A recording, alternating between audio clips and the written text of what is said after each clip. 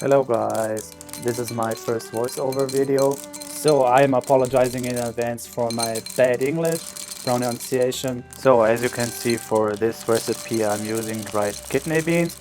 The reason is I prefer them over the canned ones because they always contain some sugar and other food additives which I really don't want to eat. So we have washed them and now we are adding the triple amounts of water.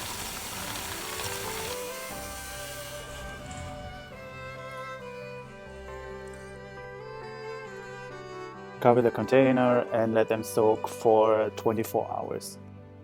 I'm preparing the chicken now because it will be marinated for 24 hours also, just like the beans. Here we have an amazing piece of organic chicken breast. I really like buying organic food, not just only because it tastes better, but also to support the local farmers. Like any other raw meat, chicken contains salmonella. This is the reason I'm using this aluminum bowl and not a plastic or a wooden one. So since this dish is Mexican inspired, I'm using chili salt for seasoning. It gives a nice flavor and heat. So this is just a Fajita Seasoning mix which I made by myself. You will find all the details down in the description box, so it will be much easier for you to reproduce this recipe instead of me listening 2.5 minutes of what's inside. So we are mixing the chicken with the fajita seasoning now, and most important thing is to make sure that every corner of the chicken is coated very well. So and after you have coated the chicken, add some good high quality olive oil to it. So I would like to mention one thing: oil the chicken only after you have coated it, because if you had done this the other way, the seasoning would not stick to the chicken because of the oily surface. So first coat it with the seasoning and then oil it.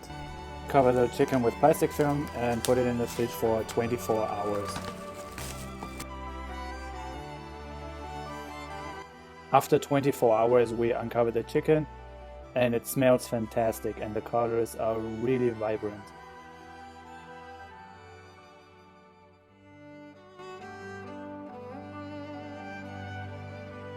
So as you have seen, the beans doubled in size approximately, and look at this amazing red color. So after we drain them, we wash them again to get out some residues and unwanted fluids.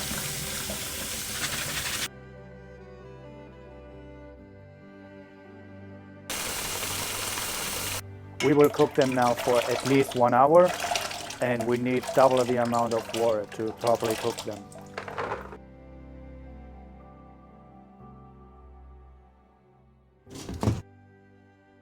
While the beans are cooking, we can prepare the veggies. And then we got a yellow, no sorry, the green, oh no sorry, the red paprika. It's a little bit confusing, I know. Oh, from paprika to onion, interesting. And why is there skin? The word I'm looking for was skin. So while my girlfriend had some fun with Final Cut Pro, we can continue. So I'm slicing up the ginger and chilies. Pepperonis. Yeah, pepperonis. Take a sharp paring knife, cut around the avocado so we can prepare our Guacamole. And to get out the pit, you just need to... What you're seeing here right now in the video. Nah, joke aside. You just take the paring knife and whack it on the pit, twist, and... Don't cut your hand off, please. And get it out. I mean, it is self-explanatory that you should peel the garlic, because I hardly think that garlic, including the peel, will taste good. Peel the garlic first. Then chop it, chop, chop, chop, chop, chop, chop, chop, chop, chop, chop, chop, chop, chop, and add it to the guacamole. It is not guacamole. Sorry, it is still avocado. Okay, so you add the garlic, the salt, chili salt, sorry, and some lemon juice. Some lemon juice from where? Brazilian lemon juice, Chinese lemon juice. Quarter the tomatoes and cut off the green stem. And in order to not get watery tomatoes, just get rid of the inner parts. Last but not least, take the tomato flesh and cut it into small cubes.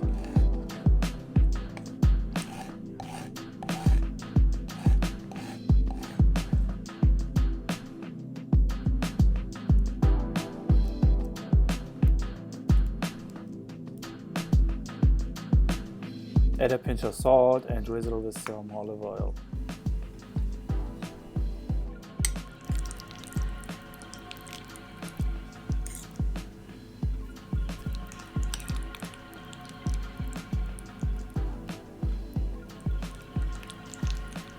Cover the guacamole with cling foil and put it in the fridge. So take a pan, put some oil in it, add butter, and bring it to a medium heat. So once the pan reached medium heat, you can put in the garlic together with the ginger. And take your time doing this. Well, I mean, cooking is just about fun, relaxing, and having a good time. So don't rush.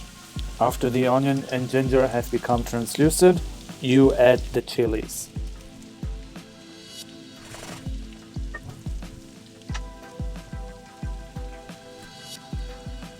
Well, I mean, it doesn't get any better than this, does it?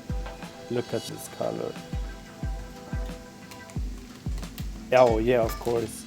Add the onions.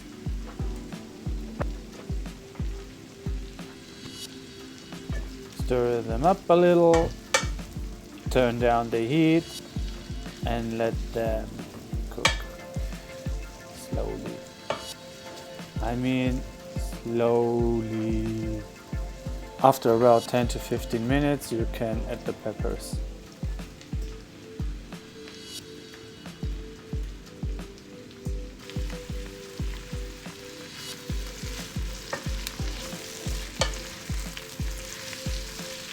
Of course, add some salt.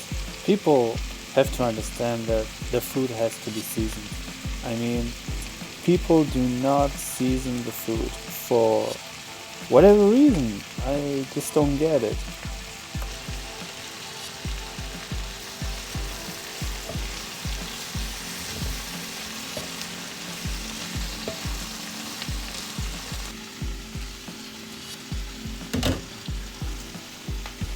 Now as for the beans, we add the salt at the end. They look good, but they need to simmer more.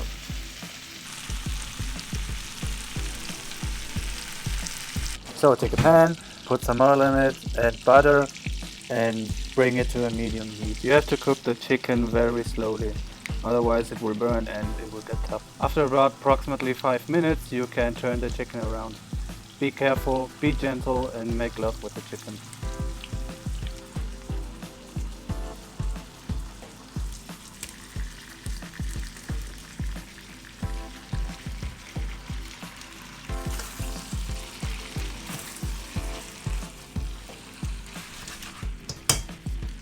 The beans are ready now, and we are taking a small pot to transfer the beans over and garnish, season, and finish them.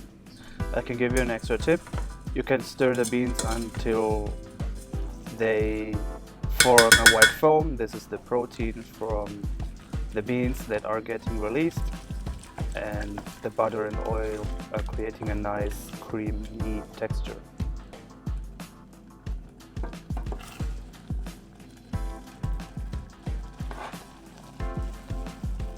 In order to prepare the corn tortilla, we need corn flour and salt and just the right amount of water. There is no rule of thumb on how much water you need because every flour is different, and it also depends on which season you are cooking this dish. If it's winter, it will have more moisture in it, so you will need a little bit less water than if it's in summer. So just trial and error. You can look at my previous scene on how thick and liquid the batter should be, and from this point you can add or take away water. Now, in contrary to the other preparations, I use a non-stick Teflon skillet to bake the tortilla.